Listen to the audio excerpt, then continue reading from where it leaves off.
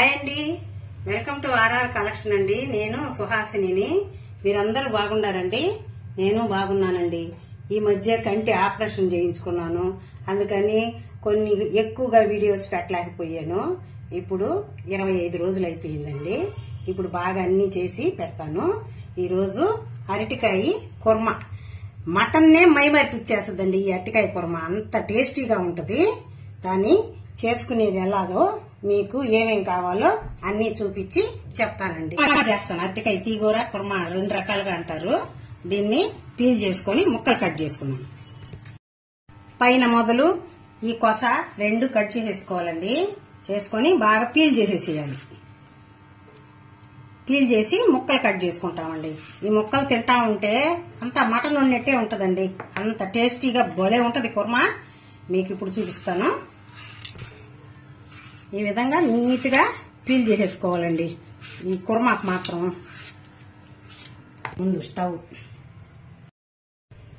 ముందుగా మనము stove on చేసుకొని ఒక ప్యాన్ పెట్టేసుకోవాలండి. ఇప్పుడు మిక్సీ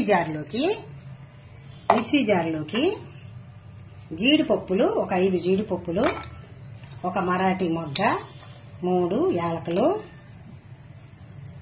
3 లవంగాలు, కొద్దిగా పట్ట, అనాస పువ్వు, కొద్దిగా కొబ్బరి తీసుకొని కొబ్బరి సన్నగా కట్ చేసుకొని ముక్కలు చేసుకొని గ్రైండ్ చేసుకొని పేస్ట్ చేసి పెట్టుకున్నామండి. ఇప్పుడండి ఈ విధంగా గ్రైండ్ చేసుకున్నాం. ఇందులో 1 టేబుల్ స్పూను గసగసాలు, 1 టేబుల్ స్పూను ధనియాలండి వేసేసి మళ్ళా బాగా మెత్తగా పేస్ట్ చేసుకున్నాం. ఇది ఈ 2 ఇప్పుడు వేసింది. ఇప్పుడు ఎందుకంటేనండి, ముందు మనం కొబ్బరి వేసాం కదా, అది కొంచెం హార్డ్ గా ఉండింది, అందుకని మెత్తగా అవ్వదని అలా చేసాను. మీ దగ్గర మెత్తగా ఉంటే కొబ్బరి డైరెక్ట్ గా ఇవి కూడా వేసేసుకొని చేసుకో. ఇప్పుడు గ్రైండ్ చేసుకునింది ఒక బౌల్లోకి తీసి పక్కన పెట్టుకుంటున్నానండి. అరటికాయ ముక్కలు మనము ఈ విధంగా లావు ముక్కలుగా కట్ చేసుకోవాలి. ఉప్పు వేసి ఉప్పు వాటర్లో వేస్తే నలుపు తిరగకుండా బాగుంటుందండి. 3 పచ్చిమిర్చి తీసుకున్నాను, కొద్దిగా ఆనియన్ తీసుకున్నాను, టమాటా తీసుకున్నాను, 2 కరివేపాకు, కొత్తిమీర. ఇప్పుడు ప్యాన్ పెట్టేసి వేడెక్కిపోయిందండి. ప్యాను ఆయిల్ వేసుకున్నాము.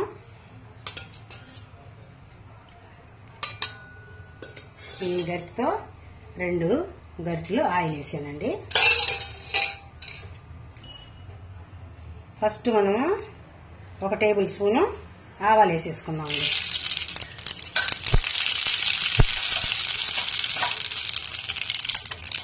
ఆవాలు చిట్టుపట్లాడి పచ్చిమిర్చి వేసేస్తాము. తర్వాత ఆనియన్ వేస్తాము.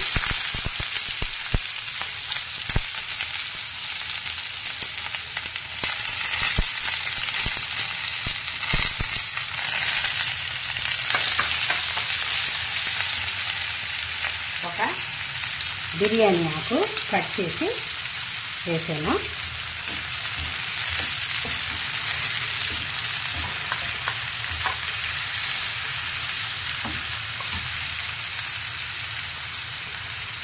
మనం కరివేపాకు కూడా వేసేద్దామండి.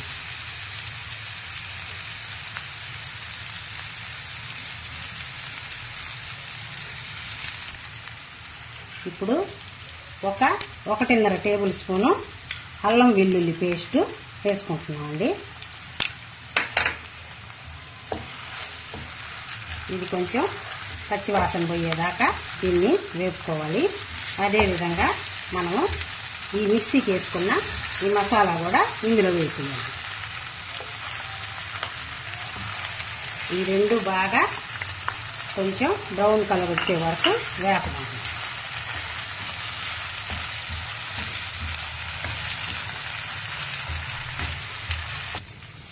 ఇప్పుడు ఇది కొద్దిగా బాగా బ్రౌన్ కలర్ వచ్చేసిందండి. ఇప్పుడు టమాటా వేసేస్తున్నాను. మీరు కావాలంటే టమాటా కూడా జ్యూస్ చేసేసి పోసుకోవచ్చండి. ఈ విధంగా కొంచెము మనం మూత పెట్టి బాగా ఒక్కరోసేపు ఒక 2-3 నిమిషాల పాటు బాగా మగ్గనిస్తాం. మూత పెట్టి మగ్గనిస్తాం.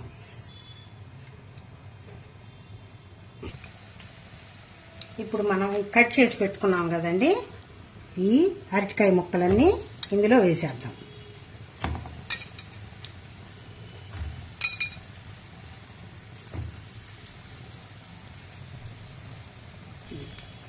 అరటికాయ ముక్కలన్నీ వేసేసాం కదా మనము.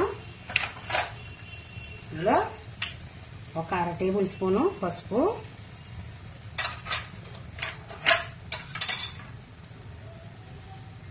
మా టేస్ట్కి తగినట్టు 1.5 టేబుల్ స్పూను సాల్ట్ వేస్తున్నానండి. మీకు మీ టేస్ట్కి తగినట్టు సాల్ట్ వేసుకోండి. ఒక 2 టేబుల్ స్పూన్లు కారం వేస్తున్నాను. ఒక గ్లాసు వాటర్ పోసేసి, ఈ అరటికాయ కూడా తొందరగానే ఉడికిపోద్దండి, అందువల్ల ఒక గ్లాస్ వాటర్ వేసి బాగా అన్నీ కలిపేయాలండి. బాగా కలిసేలాగా కలిపేసుకొని, నేను ఈ టమాటా కోసి వేసుకున్నాను కదండి, అది ఈ అరటికాయ ఉడికే లోపల ఆ టమాటా కూడా ఉడికిపోద్దనే ఉద్దేశంతో వేసాను. ఒక్కోసారి జ్యూస్ చేసి కూడా పోస్తాను, ఈసారి ఇలా చేసాను. ఈ విధంగా కలిపేసుకొని మనం మూత పెట్టేయాలండి.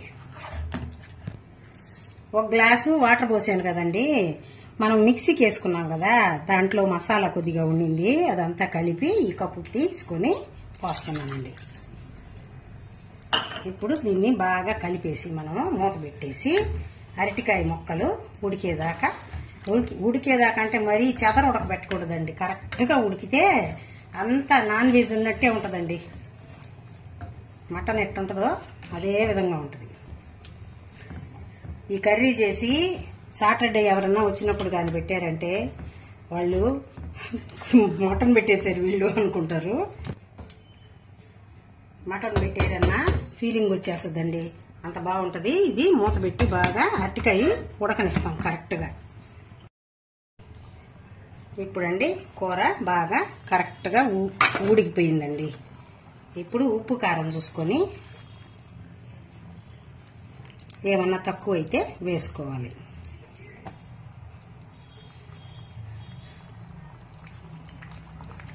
మాకైతే కొద్దిగా ఉప్పు తక్కువ ఉందండి, కొంచెం ఒక 1/2 టేబుల్ స్పూను సాల్ట్ వేస్తున్నాను. కారం ఉప్పు మాత్రం మీ టేస్ట్కి తగినట్టు వేసేసుకోండి. అచ్చంగా పచ్చిమిరపకాయలు కూడా వేసేసుకోవచ్చండి, మాకు అంత పడదు, అందువల్ల నేను ఒక 3 వేసి మళ్ళీ కారం వేసాను. ఇప్పుడు మనకి కూర రెడీ అయిపోయింది. కొత్తిమీర ఈ పైన ఇలా చల్లేసి స్టవ్ కట్టేసి సర్వింగ్ బౌల్లోకి తీసేసుకోవడమేనండి. ఇప్పుడు మనం సర్వింగ్ బౌల్లోకి తీసేసుకుంటామండి. కర్రీ అంతా రెడీ అయిపోయింది. గుమ్మ గుమ్మ గుమ్మ వాసన వస్తుందండి. ఇదండి సర్వింగ్ బౌల్లోకి తీసేసుకున్నానండి. ఇప్పుడు ఇది చపాతీలోకి, రైస్లోకి, ఉదయాన్నే టిఫిన్లో కూడానండి, ఇడ్లీ, దోశ వాటిల్లో కూడా బాగుంటుందండి. ఎప్పుడన్నా సండే ఒకవేళ పండగ వచ్చిందనుకోండి, దోశ కూర తింటారు కదా, అలాంటి వాళ్ళకి ఏంటనంటే ఇది చేసుకుంటే ఆ ఫీలింగ్ అనేది లేకుండా బాగా తింటారండి. ఇవన్నీ మాది నాన్ వెజ్ హోటల్ అని చెప్పున్నాను కదండి మీకు. మా మామయ్య వినాయక చవితి, శ్రీరామనవమి, పెద్ద పండగ అలాంటి పండగలు వచ్చినప్పుడు నాన్ వెజ్ చేయరండి. చేయకుండా ఇలాంటి స్పెషల్ ఐటమ్స్ చేసి పెట్టేవాళ్ళు. వెజిటబుల్ కుర్మా, మంచి నూనె వంకాయ కుర్మా, తర్వాత వచ్చి అరటికాయ కుర్మాలు, రకరకాల వెరైటీస్ చేసి పెట్టేవాళ్ళు. ఇప్పుడు నేను ఒక్కోటొక్కోటి మీరు ఆయన నాకు నేర్పించినవన్నీ మీకు ఒక్కోటొక్కోటి చూపిస్తానండి. మీకు కనుక ఈ ప్రాసెస్ అంతా నచ్చిందంటే లైక్ చేయండి, షేర్ చేయండి, సబ్స్క్రైబ్ చేయండి. నా వీడియో లాస్ట్ వరకు చూసినందుకు మీకు అందరికీ థ్యాంక్స్ అండి. బాయ్ అండి. నెక్స్ట్ ఇంకో మంచి వీడియోతో కలుస్తాను.